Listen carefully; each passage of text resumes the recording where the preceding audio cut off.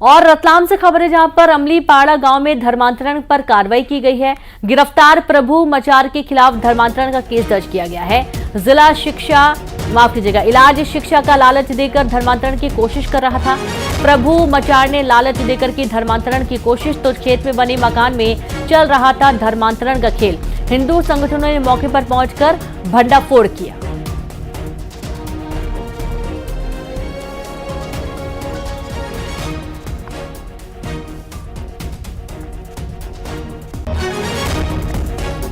तो लालच देकर धर्मांतरण कराने का आरोप इस पर लगा है। अमलीपाड़ा में धर्मांतरण पर कार्रवाई की गई है, जहां हिंदू संगठनों ने मौके पर पहुंचकर भंडाफोड़ किया। प्रभु मचार के खिलाफ मामला दर्ज कर लिया गया है। बड़ी खबर आपको दे रहे हैं रतलाम से, जहां पर ग्रामीणों को ब्रेन वॉश करके उनको लालच देकर धर्मांतरण कराए जाने का ये पूरा मामला है। मुफ्त इलाज और साथ ही शिक्षा दिए जाने का लालच दिया जाता है और इससे जो खासतौर पर गरीब तबके के लोग हैं उनको ये लगता है कि अगर उनका मुफ्त इलाज हो रहा है, उनके बच्चों को अच्छी शिक्षा मिल रही है, तो इससे बेहतर उनके लिए कुछ भी नहीं होता है। और यही कारण है कि लोग धर्मांतरण जैसी चीज़ों में फंस जाते हैं और धर्मांतरण कर भी लेते हैं। एक बहुत बड़ी फहरिस्त है धर्मांतरण करने वालों की, जिन्हें घर वापसी भी करवाई गई और अभी भी बहुत सारे ऐसे लोग हैं जो कि धर्मांतरण करके ईसाई धर्म अपना चुके हैं। और संवाददाता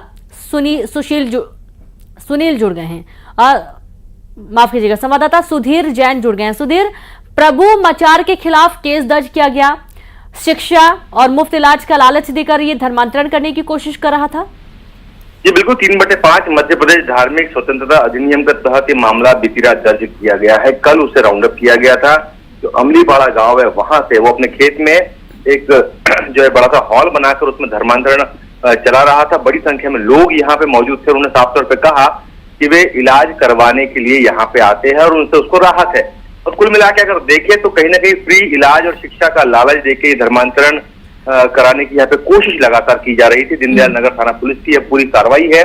सबसे पहले हिंदू संगठन के कार्यकर्ता पहुंचे थे, हंगामा हुआ, उसके बाद पुलिस पहुंची तो उनकी भी आंखें फटी की फटी रह गई। पूरी तरह से धर्मांतरण का खेल यहाँ पे चल रहा था, क्योंकि अब देखना यह है कि ये जो आरोपी पकड़ाया है उसके लिंक कहां तक है, उसके कॉल डिटेल पुलिस निकाल रही, साथ ही साथ उसको सर्टिफिकेट भी मिला है दिल्ली से। तो अब इन सभी कड़ियों को जोड़ के पुलिस जांच में आगे बढ़ रही है। जी बिल्कुल, बहुत शुक्रिया आपका सुधीर तमाम जानकारी के लिए। तो अब जब ग्रामीणों ने शिकायत की, हिंदू संगठन मौके पर पहुंचा और पुलिस भी मौके पर पहुंची, तो ये पूरा मामला उजागर हुआ है, जहां पर लोगों को मुफ्त इलाज और शिक्षा का लालच देकर धर्मांतरण कराए जाने की कोशिश की जाती है। श्योपुर से खबर है, जहां जमीनी विवाद में अंधाधुंध फायरिंग की गई है। दबंगों ने आदिवासी परिवार पर बरसाई गोलियां। गोली लगने से एक महिला गंभीर रूप से घायल हो गई है। प्राथमिक उपचार के दौरान महिला की तबियत ज्यादा खराब हो गई। स्थिति बिगड़ने पर ग्वालियर रेफर किया गया है। बताया जा रहा है कि दबंग रात के अंधेरे में आदिवासी के घर हत्या की मंशा लेकर पहुंचे थे, जिसके बाद आदिवासी परिवार ताबड़तोड़ गोलियां बरसाना शुरू कर दिया। गनीमत रही कि अब तक किसी के जान के नुकसान की खबर नहीं है, लेकिन एक महिला इसमें जरूर गंभीर रूप से जख्मी बताई जा रही है। श्योपुर का पूरा मामला है, दबंगों ने जमीन विवाद के चलते आदिवासी पीड़ित परिवार पर गोलियां बरसा दी और उसमें एक महिला बुरी तरीके से जख्मी हो गई है। हालत काफी नाजुक उसकी बताई गई है, जहां पर ग्वालियर महिला की तबियत खराब होने पर उसे ग्वालियर रेफर किया गया। और संवाददाता दीपक दंडोतिया जुड़ गए। दीपक, ये जमीन विवाद था, दबंगों ने गोली चला दी, क्या है पूरा मामला, विस्तार से बताइए और साथ ही ये भी बताइए कि क्या इस पर कोई एक्शन लिया गया? जी बिल्कुल, ये पूरा मामला बीजापुर थाना इलाके के अंबेडकर नगर का है और बताया ये जा रहा है कि लंबे समय से आदिवासी परिवार के जो जमीन पर खेती करता आ रहा है उस पर कुछ दबंग अपना आधिपत्य जताना चाहते थे और इसी को लेकर के उनके द्वारा ये फायरिंग की गई है। पूर्व में भी कई बार उन्होंने विवाद किया है। अब रात के अंधेरे में उन्होंने हत्या की मंशा से ये फायरिंग की है, जिसमें महिला गंभीर रूप से घायल हुई है, जिसे ग्वालियर के लिए रेफर किया गया है।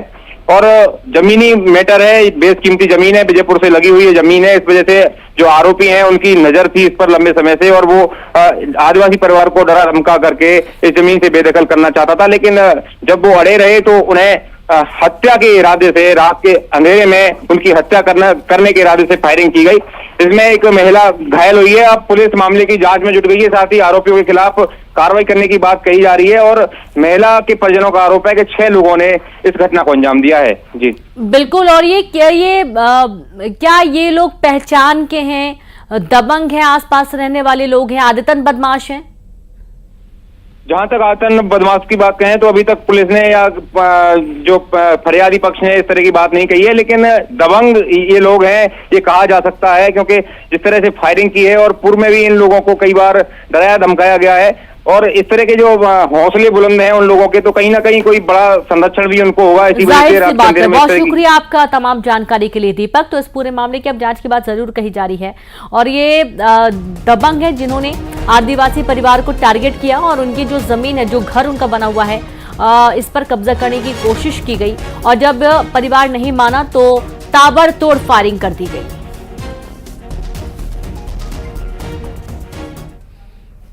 भोपाल से खबर है जहां कांग्रेस के वरिष्ठ नेता आरिफ अकील का निधन हुआ। भोपाल के निजी हॉस्पिटल में उन्होंने अंतिम सांस ली।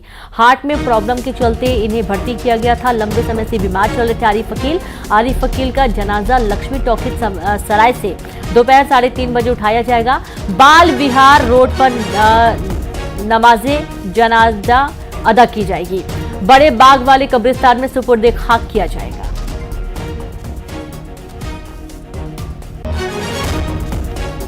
तो खबर भोपाल से है जहां कांग्रेस के वरिष्ठ नेता आरिफ अकील का निधन हो गया है। भोपाल के निजी हॉस्पिटल में उन्होंने अंतिम सांस ली और हार्ट में प्रॉब्लम के चलते काफी समय से बीमार चल रहे थे, हॉस्पिटल में एडमिट थे और इनका निधन हो गया।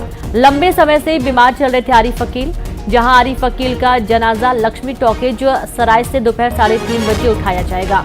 तो वहीं दिग्विजय सिंह ने भी सोशल मीडिया प्लेटफॉर्म एक्स पर पोस्ट किया है। उन्होंने लिखा, हमें बेहद दुख है, मेरे मित्र व भाई आरिफ अकील जी का आज निधन हो गया। युवक कांग्रेस से लेकर आज तक हमारा लगभग 40 वर्षों का भाई समान पारिवारिक संबंध रहा। अल्लाह ताला से हम दुआ करते हैं कि उन्हें जन्नत अता फरमाए। तो दिग्विजय सिंह ने सोशल मीडिया प्लेटफॉर्म एक्स पर यह पोस्ट करते हुए आरिफ अकील के निधन पर दुख व्यक्त किया है।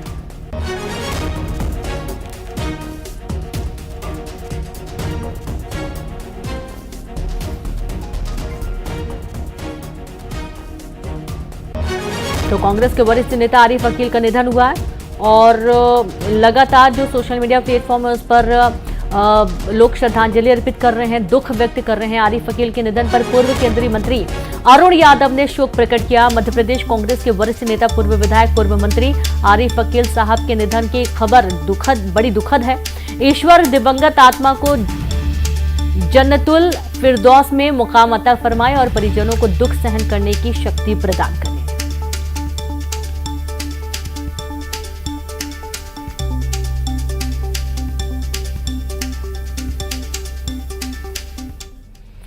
तो वही विदिशा में शराब की दुकानों पर सरकार के आदेश के खुलेआम धज्जियां उड़ाई जा रही हैं। यहां सरकार के निर्देश के मुताबिक ना तो शराब दुकानों पर रेट लिस्ट लगाए गए हैं और ना ही शराब दुकानों के पास अहाते बनाए गए हैं, जिसकी वजह से लोग सड़क पर खुलेआम शराब पी रहे हैं और सड़क पर ही डिस्पोजल कचरा और बोतल फेंक देते हैं, जिसकी वजह से सड़कों पर कचरे का ढेर लगा हुआ है।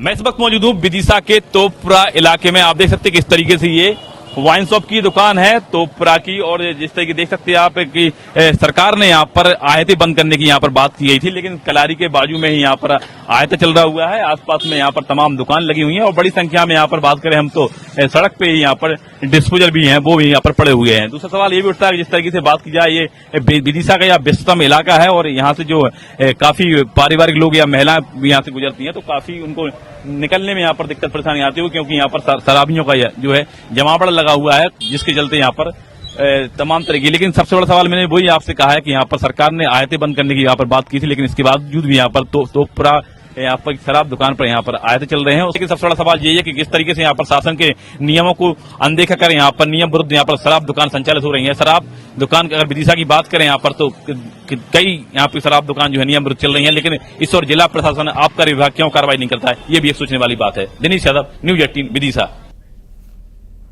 और इसी के साथ इस बुलेटिन में इतना ही। नमस्कार।